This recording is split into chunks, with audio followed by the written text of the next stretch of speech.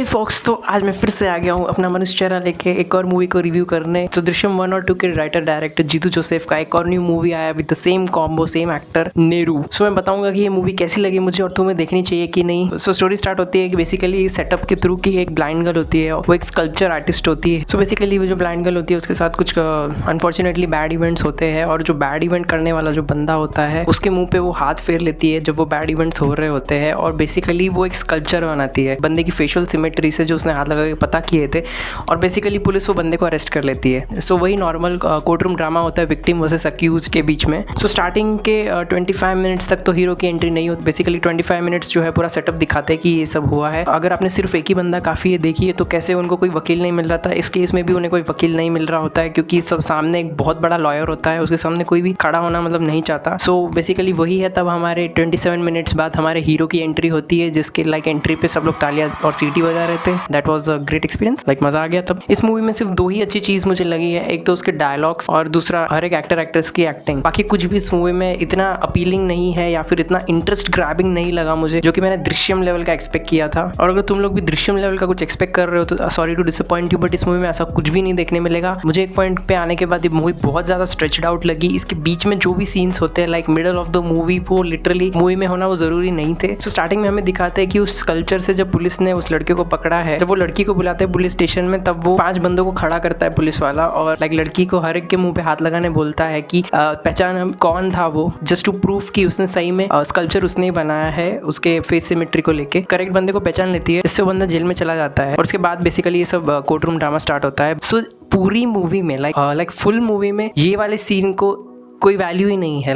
ये वाला सीन पे कभी बात ही नहीं हुई। जब कोर्ट में पुलिस वाले से भी पूछा जाता है कि तुम लोगों ने ऐसे कैसे स्कल्पचर के बेसिस पे उठा लिया, तब कोई भी इस इवेंट या फिर इस सीन की बात ही नहीं करता, जो कि बहुत ही इंपॉर्टेंट है। और जो स्टोरी है, जैसे तुम देखोगे कि उस बंदी ने फेशियल सिमेट्री से उस बंदे का स्कल्पचर बनाया। मीनवाइल स्कल्पचर बेसिकली मीन्स कि उसका फेस का मूर्ति टाइप। बेसिकली वो एक ब्लाइंड गर्ल है। तो तुम्हारे मेरे जैसे नॉर्मल लोग हैं वो फर्स्ट थॉट क्या लाएंगे कि कोर्ट में कैसे प्रूव कर सकते हैं कि वो बंदी ने उसी बंदे की फेशियल सिमेट्री से वो स्कल्पचर बनाया है, वही बंदा है जिसने बैड इवेंट्स किए। तुम फर्स्ट थॉट क्या करोगे, तुम ऐसे ही प्रूव करने की ट्राई करोगे ना कि तुम जज को सबसे पहले तो यही बोलोगे ना कि कोई भी एक बंदे को बुलाओ और लड़की को बोलो कि वो उसकी फेस सिमेट्री को हाथ लगा के स्टडी करे और उसका स्कल्पचर बना के दिखाए। तो बेसिकली इससे प्रूव कर दोगे ना कि राइट, वो बंदी ने जिस बंदे का फेशियल सिमेट्री से स्कल्पचर बनाया है वो वही है। तुम उसकी स्किल यूज कर सकते हो, राइट। सो ये होता है, लेकिन ये एकदम एंड में होता है। जो अपना मेन कैरेक्टर है जो कि इसमें लॉयर का रोल प्ले कर रहा है, वो पहले ही बोल सकता था कि आप किसी भी कोर्ट रूम में एक बंदे को बुला लो और लड़की को ट्राई करो अपनी स्किल को डेमोन्स्ट्रेट करने के लिए कि वो सही में फेशियल सिमेट्री को देख के स्कल्पचर बना सकती है। ये सबसे बड़ा स्ट्रॉन्ग पॉइंट हो सकता था, लेकिन ये हमें दिखाया तो जाता है, लेकिन एकदम एंड में जब पूरा स्ट्रेच्ड आउट करके अपने केस को एक्सटेंड करके ये पूरा होने के बाद लास्ट में वो लोग इस चीज़ को पॉइंट करते हैं कि ये भी हो सकता था।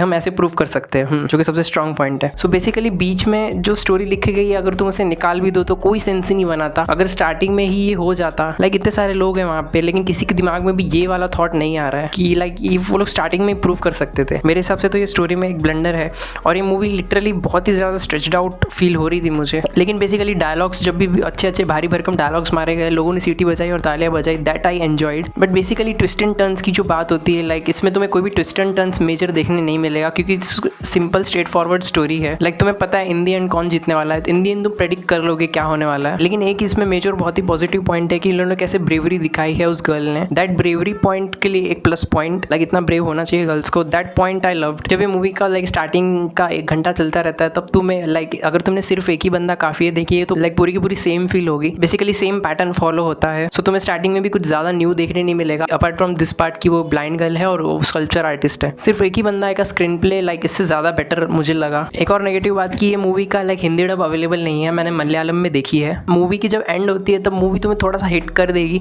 लेकिन जब तुम थिएटर के बाहर निकलोगे या फिर थोड़ा 1-2 घंटा बिताओगे उसके बाद, तब ये मूवी तुम्हें याद भी नहीं रहेगी। इस मूवी ने ऐसा कुछ खास डेमोन्स्ट्रेट करके दिखाया नहीं, हमें कुछ नया दिखाया नहीं है। तो मेरी तरफ से तो ये मूवी रिकमेंडेड नहीं है तुम लोगों को। अगर इससे बेटर मैं मूवी बोलूँ तो अगर तुमने सिर्फ एक ही बंदा काफ़ी नहीं देखी तो प्लीज़ वो देख लो, ज़्यादा अच्छी है। अगर तुम साउथ इंडिया के बहुत ज़्यादा फैन फन हो। और अगर तुम्हें जीतू जोसेफ की मूवीज पसंद आती है तो तुम एक बार इस मूवी को ट्राई कर सकते हो और तुम अपना रिव्यू दे सकते हो कि तुम्हें कैसी लगी। अगर तुम्हें साउथ इंडियन मूवी देखनी है तो मैंने एक मूवी का रिव्यू वीडियो बनाया हुआ है, तुम वो चेकआउट कर लेना। वो मूवीज लिटरली बहुत ज़्यादा मस्त है, वो भी तुम चेकआउट कर सकते हो। सो इस वीडियो के लिए बस इतना ही। अगर तुम्हें वीडियो पसंद आया तो प्लीज़ लाइक करो और सब्सक्राइब टू माई चैनल। और अगर तुम्हें और भी ऐसे मूवी रिव्यू देखना है तो प्लीज़ बेल